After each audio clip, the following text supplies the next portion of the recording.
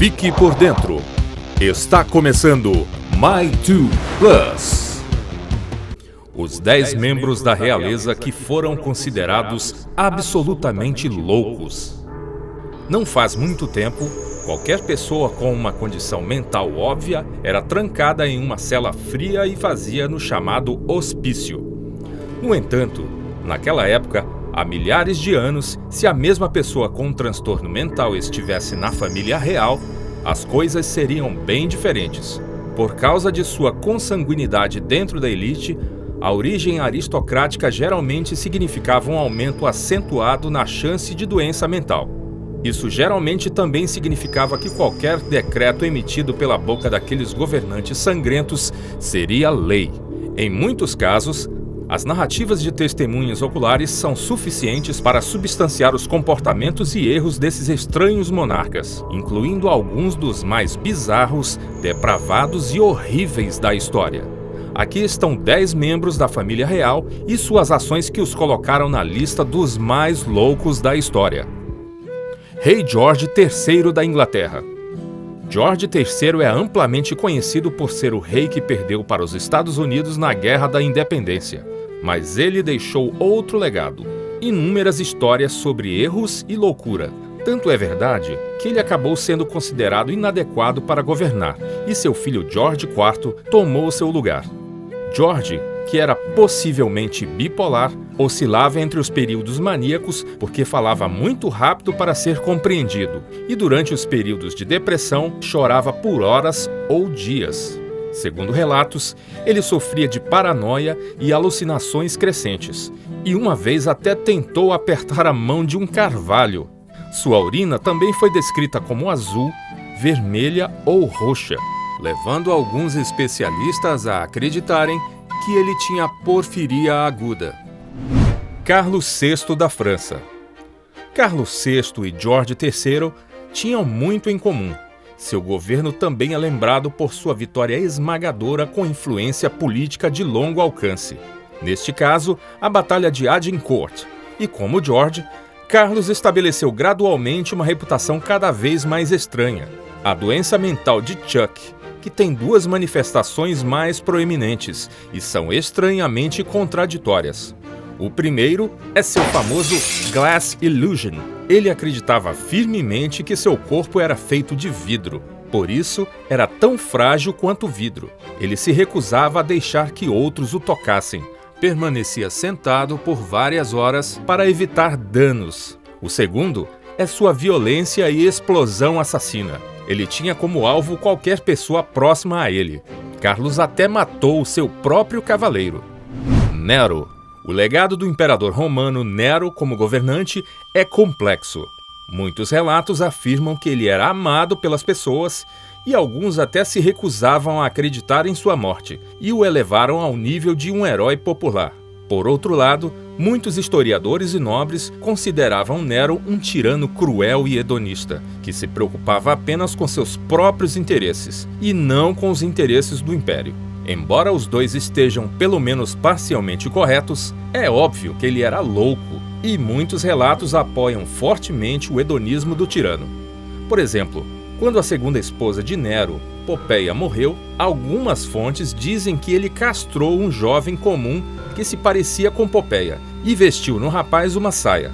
Nero se casou com este jovem e só o chamava de Popeia. Heliogábalo.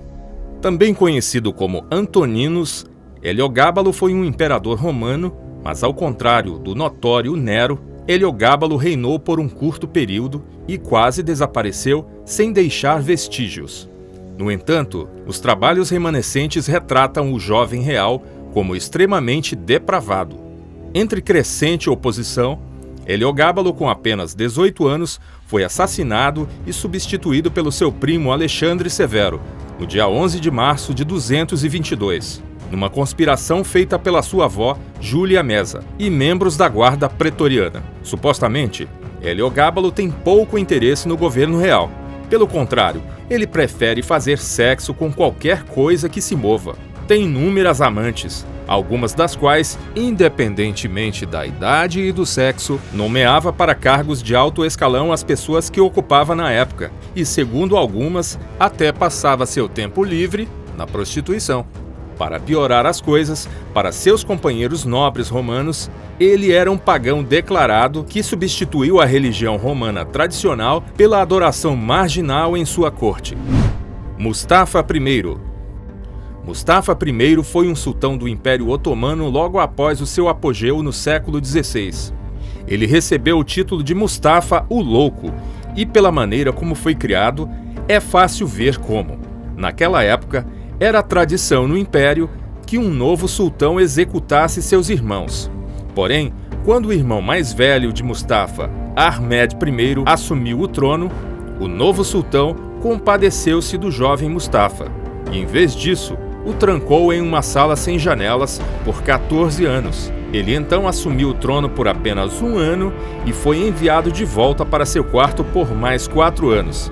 Depois, mais um ano de governo, até a morte de Ahmed em 1617.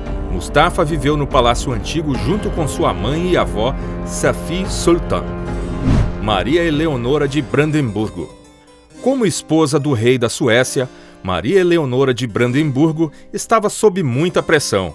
Nada além de produzir para o rei um herdeiro homem, e ela nunca obteve êxito. Ela teve um aborto espontâneo, uma filha morreu dentro de um ano e um filho nasceu morto. Embora sua 4ª gravidez tenha dado à luz uma criança saudável, ela deu à luz outra filha, a quem chamou de Cristina Maria. Ela chamava Cristina de monstro e tentou machucá-la ou até mesmo matá-la muitas vezes, quando ela era apenas um bebê. Mas felizmente não conseguiu. Quando seu marido, o rei, morreu, Maria ficou completamente perdida. Ela colocou o coração do rei em um caixão dourado e o pendurou em sua cama. Então, ela forçou Cristina a dormir com ela na cama, noite após noite, sob o coração do rei morto. Se Maria vivesse no mundo de hoje, poderíamos perceber sua dor e obter a ajuda de que ela precisava. No entanto, ela foi vítima da cruel fé da época, enfrentando sozinha o trágico resultado de suas gestações do passado. Princesa Alexandra da Baviera. A princesa Alexandra da Baviera era muito inteligente. Ela se recusou a casar e se dedicou somente aos estudos. Ela se tornou romancista, ensaísta e tradutora. Mas sob seus talentos e realizações, ela lutou. Por conta de sua germafobia, por algum motivo ela se recusava a usar roupas de qualquer cor, exceto branco. O mais estranho é que ela tinha certeza de que havia engolido um piano de cauda inteiro que era feito de vidro quando era criança.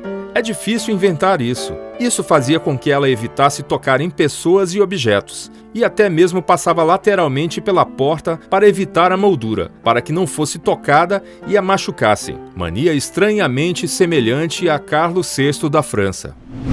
Vlad, o Empalador. Vlad o Empalador é uma das figuras mais notórias da história. Embora considerado por alguns como um herói nacional romeno, sua brutalidade é completamente desumana, e seu governo é marcado por muitas torturas e genocídios em massa. Os mitos que o cercam até o confundem com mitos de vampiros. Por exemplo, Bram Stoker emprestou seu nome Drácula para seu personagem título. Sua loucura não é tão estranha quanto as outras. É mais por puro sangue. Vlad convidava emissários estrangeiros para o seu palácio sob o pretexto de negociações de paz, e então os empalava ainda vivos, pregados nas estacas nas quais morriam lenta e dolorosamente. Em 1459, o sultão otomano Maomé II, o Conquistador, mandou enviados para instar Vlad a pagar um tributo tardio de 10.000 ducados e 500 recrutas para as forças otomanas. Vlad se recusou e matou os enviados turcos sob o pretexto de que eles se recusaram a levantar, entre aspas, seus chapéus para ele, pregando seus turbantes em suas cabeças. Nabucodonosor II. O rei Nabucodonosor II do Império Babilônico era um lunático real. Sua insanidade é confirmada no livro de Daniel, no Antigo Testamento. O livro diz que ele estava louco há 7 anos, optando por morar na floresta como um boi e até comer grama. O termo psicológico para isso é boantropia, acreditar que se é, na verdade, um bovino. Embora geralmente seja considerado um romance histórico, algumas pessoas creem que os eventos citados possam ter acontecido, mas talvez devam ser atribuídos a um outro rei da Babilônia, chamado Nabonido. Gaius Calígula. Gaius Calígula ficou conhecido pela sua natureza extravagante, cruel e pervertida. Foi assassinado pela guarda pretoriana em 41 d.C., aos 28 anos.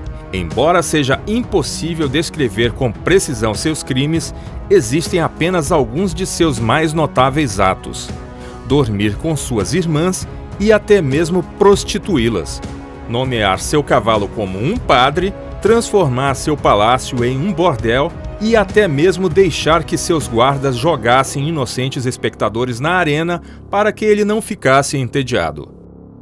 10 personagens pra lá de interessantes, não acham? Se gostou, deixe seu like, inscreva-se e ative o sininho de notificações para não perder os próximos episódios. Até o próximo vídeo!